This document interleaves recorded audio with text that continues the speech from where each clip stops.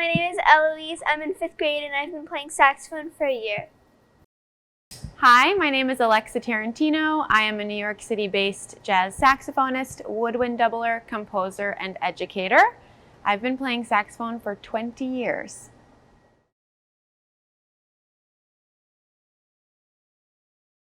Hi, Eloise. Tell me a little bit about how you got started with the saxophone. Do you play any other instruments? Yeah, I play the piano, and in school we learned a couple instruments like ukulele and recorder. Oh, awesome. So how did you decide on the saxophone? So my mom was looking at this form that you could play different instruments. Yeah. And I chose saxophone because I really liked the sound that came out of it, and we also were looking at many videos of the different ones, and I just really liked the way the saxophone sound. So, Eloise, you've already been playing for 1 year. I can't believe how fast time has flown. And I was so excited to meet you through your school. Is there anything that you want to share about our lessons, something that's been inspiring to you this year? Something that's really been inspiring to me is that my school gave me a female teacher to teach me, who is amazing. Thank you. Thank you. Well, I think you're amazing too. And I've loved the different songs that we've learned, like Somewhere Over the Rainbow. Yeah. You already knew that song and you could like sing it, and so then you just figured it out. Yeah. Really cool. That was inspiring for me to watch. That was really cool. How did you get started on the saxophone? So I actually, when I was in the 3rd grade, I went to one of the local high school jazz band concerts, and I was there with my parents just for fun. And I saw the jazz band play. I saw this young woman stand up. She was one of the students. She stood up and she played this amazing ballad on the alto saxophone. And I just fell in love with it right there. So I tugged on my mom's jacket and I said, I want to do that. That's what I want to do. So that's how we got to where we are.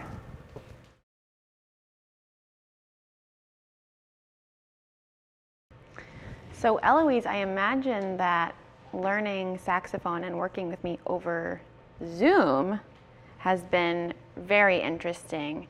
Can you talk a little bit about that? I feel like that's kind of got to be a challenge when you first start your instrument. Yeah, well, I think it was most likely, I think it was the hardest part about it was when I need to for an example, if I didn't know a no, I couldn't you couldn't actually show me. Yeah, I had to show you on the screen. I had to lift up or explain to you, right? Yeah, that's tricky. I remember because when I was a student and I was learning, I would just sit right next to my teacher, but with us, we were on the screen. Yeah. But you did an amazing job. Thank you. Yeah, I think, and it's so cool to be meeting each other in person for the first time. And how about your friends? Do other friends play the saxophone, or are you kind of the only one? I'm the only one that I know of. Yeah, wow. That was sort of the same for me too, because when I was coming up, every time I joined the next band or the next jazz band or went to jazz camp, which I know you just finished, I was always kind of like the youngest one and the only girl, which can be difficult. Yeah. But then when I got older and I started doing different opportunities, I met so many amazing women who were playing all instruments and all different types of music, and they've been really great mentors. So I'm so happy that we are connected and that we can be there for each other. Yeah, me too. And for me as a performing musician, it's been amazing to teach online because I get to connect with you sort of face-to-face, but for concert halls and tours and all those things, we haven't been able to do them. So it's been really difficult to figure out how to make music for other people, how to stay inspired to make music for myself. It's been very, very challenging, but I think we figured it out with the Zoom stuff, at least for us. And it's been really amazing to be able to connect with students all over the world. So that's been the silver lining for sure.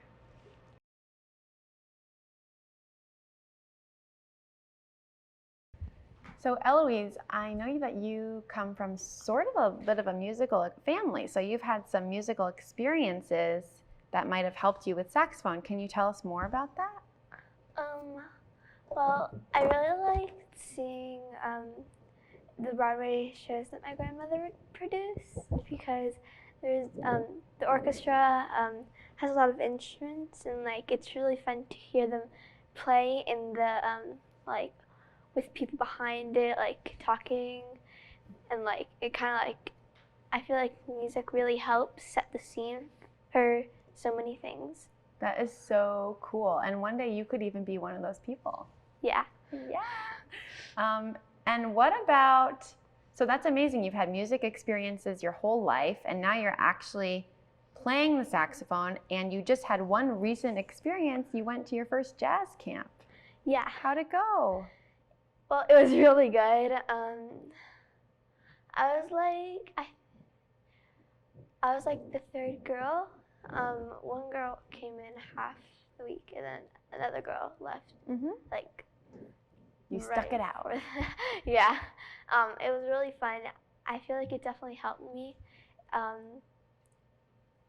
feel like it was a really good opportunity just to help me like be able to play with other people, and like especially with like the piano and the drums, because that really gives you the beat, and it really helps.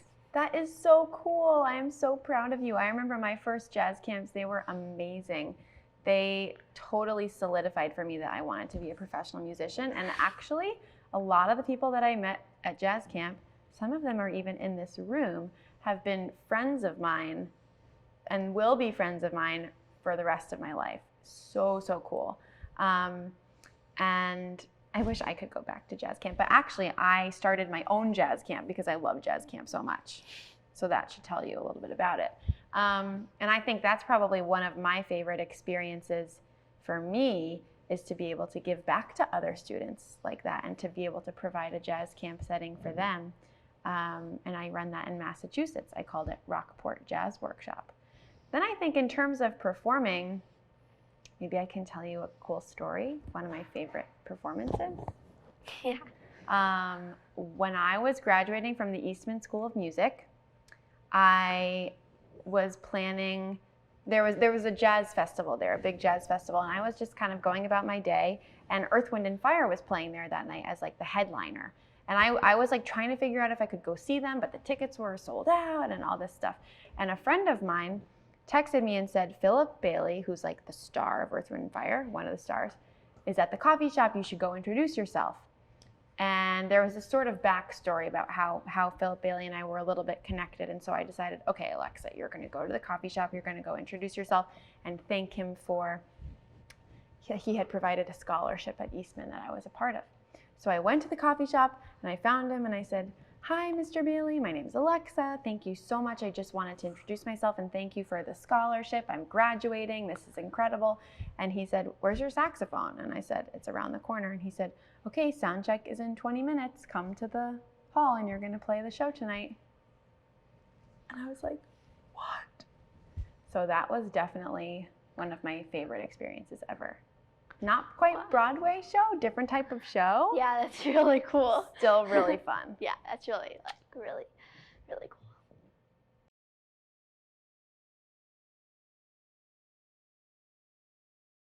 Do you have any advice for me or any other students or kids that are getting started? Ooh, that's a great question, Eloise. You know, I think for me, when I was your age, I was always so hesitant to ask questions. Whenever I was in a classroom or a jazz camp or whatever, I was always kind of embarrassed if I didn't really know something fully. And I wish that I had been more comfortable just raising my hand and asking questions and taking charge of my own learning, and recognizing that everybody's on their own journey. So where you are is different from where I am. It's different from where somebody else is coming from, and you bring your own strengths to the table, and I bring my own strengths to the table, and maybe I can help you with something that I know, and you can help me with something that you know. So I wish that I had been more comfortable doing that. So I always want to encourage you and all my students to ask the questions, and don't be afraid to dig in and really learn everything to the best of your ability.